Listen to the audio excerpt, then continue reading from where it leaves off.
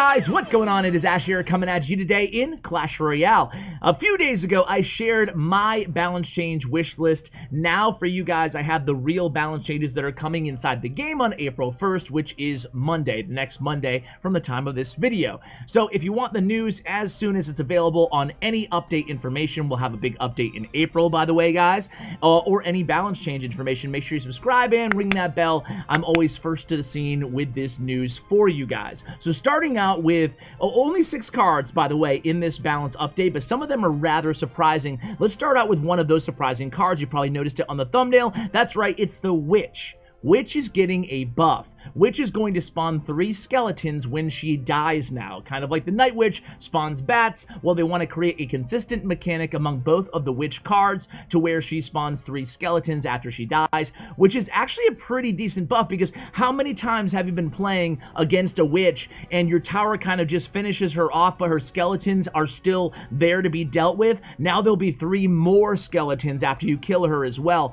I actually think that's a sneaky, decent buff to the Witch. Now, why is this controversial? Is it controversial? I don't know, but I'm just guessing that it's going to be because Witch is one of those cards that we talked about in my balanced wish list video, right? Where she's really popular and really powerful from like 3,500 to 4,500 trophies. And then after that, she really falls off a cliff in terms of use and win rates. And in grand challenges, she's very rarely used at tournament level standard. So I think that the way you look at this balance change is largely going to depend on where you are in ladder or what game mode you play the most often. So you can see the rationale behind the change, but again, a lot of people I'm sure are going to be frustrated because they already go against a lot of witches in their trophy range. What do you guys think of the Witch buff? Again, I'm going to start with the 2 hot cards here because I think there'll be the most opinions around these 2 balance changes. The other one being the Giant Skeleton. So the Giant Skeleton, I'm just going to read you verbatim what they said about Giant Skeleton's buff.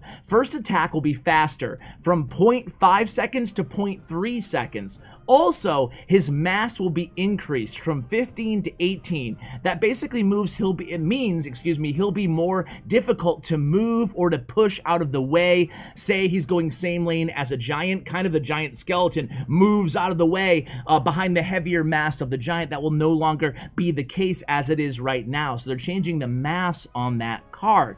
Now, they say about this, Giant Skeleton could use a few quality of life boosts. We are happy with his hit points and damage, but a faster first attack should help him inch closer to the tower, especially against small, swarm-like one-cost skeletons. On defense, a heavier mass will allow him to hold his ground better against incoming giants. His bones won't be pushed around so easily. So I'm sure Torrent is excited right now. I'm sure a lot of you guys are excited right now. My question is, does that make Giant Skeleton, who's really always been a pretty good off-meta underrated card, will this be enough to push him into the meta? Will we be seeing a meta Giant Skeleton? It would probably be the first time, but we've seen crazier things. We've seen meta clone, which is not being touched, by the way, in this balance update. The next card is going to be Ram Rider, and Ram Rider we already talked about was confirmed by Drew to be receiving a nerf along with Flying Machine, which we'll talk about next. So Ram Rider nerf, the snare, movement reduction reduced from 100% where it is now to 85%. Basically, she won't be able to totally hard counter an incoming Hog Rider or a balloon, it doesn't sound like. It won't be stun locked. They'll still inch closer to the Princess Tower, and there's no kind of rework there. There's no corresponding buff to her damage or anything like that, so it's just a straight up nerf to the Ram Rider. Me personally, not super happy to see that, although I do agree that the snare mechanic, the bola attack of her, was a little bit broken in that it perma-stuns hogs and balloons. But with that said, I really would have wanted to see maybe a little bit of a stat increase to make up for that, because I think that overall she was actually pretty good. A really good card, but not broken, not overpowered. Just my opinion on the Ram Rider. And then the Flying Machine is going to see a hit speed reduction by 1/10 of a second. So from 1 second to 1.1 seconds on the Flying Machine. They basically go on to say Flying Machine has consistently been one of the highest win rate cards in the game, flying under the radar, pun intended. Last month's Barbarian buff has made Fireball Bait a really strong deck as intended, but it nudges the Flying Machine just over 60% win rate. We are slowing down the hit speed slightly to bring it more in line with the other cards in that deck.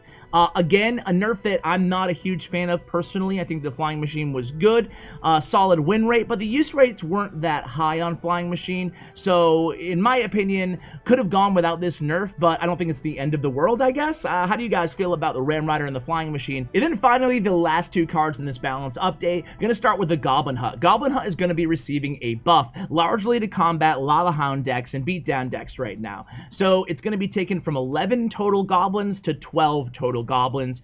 The technical buff is a 4.75 second spawn speed down to 4.5 second. At the end of the day, one more Spirit Goblin is what you get out of that Goblin Hut. They say they do that to make a more formidable counter to Lava Hound decks and other tanky pushes. They basically go on to say that the Lava Hound and other air assault decks have continued to be dominant in the meta, but one of the best counters to those decks in the Goblin Hut has remained on the sidelines, hence the buff to this card. And then the last card is the Bandit. Bandit's going to be receiving a nerf of 4% HP, so a 4% HP nerf. What do they say about that? Bandit remains one of the strongest two-way cards in the entire game, often connecting with the tower with the tiniest sliver of hit points. For only 3 costs, she is outshining the other melee cards, so we're giving her a small reduction in hit points. As much as I hate it because I play Bandit in all my decks, I do understand why they're doing it. I've always, as a Bandit fan, as a Bandit enthusiast and a player, I've always felt like she is super strong. So I think that we can at least understand, even if we don't like the rationale behind the Bandit and the Spirit Goblin nerf and buff. So guys, that's all I have for you. Those are all the balance changes coming at us next week. What do you guys think? A lot of cards not included on this list. We talked about why they're not going to be nerfing Baby Dragon, which I don't agree, by the way, needs a nerf, but it was the #1 most popular card in the entire 20-win CRL challenge. I was just kind of stating the facts in that video. I'm glad that it's not getting a nerf because in a lot of ways, Baby Dragon is actually keeping the swarm meta in check, if that makes sense. So I personally think Baby Dragon is okay. I know a lot of you guys, based on the comments, actually disagrees with me, but that's the thing about these balance changes. They're always my most polarizing videos because everybody sees the game through their own experiences, and that's just natural human tendency, right? So in my my little trophy range, what I see is what I think the whole game sometimes deals with. Another example of that is the Wizard. A lot of people saying Wizard needs a nerf, in which, for that matter, Wizard needs a nerf, but in reality, Wizard's one of those weird cards again that's super dominant from 4,000 to 5,000 trophies, and then after that, he's almost nowhere at tournament level standard and at top ladder, where levels are actually equal. So how do you fix these problems? Well, maybe, just maybe in April, all this will be revamped and progression will be changed and things will be more even. You know, you don't have to look at one little sliver of trophy ranges to find different experiences by the players of this game. So we'll wait to see what's coming in the April update. That's all I have for you guys today. Shout out to Royale and Bren Chong, my YouTube partner. Check out his information in the description below. Thank you for watching, guys, and as always, take care, guys.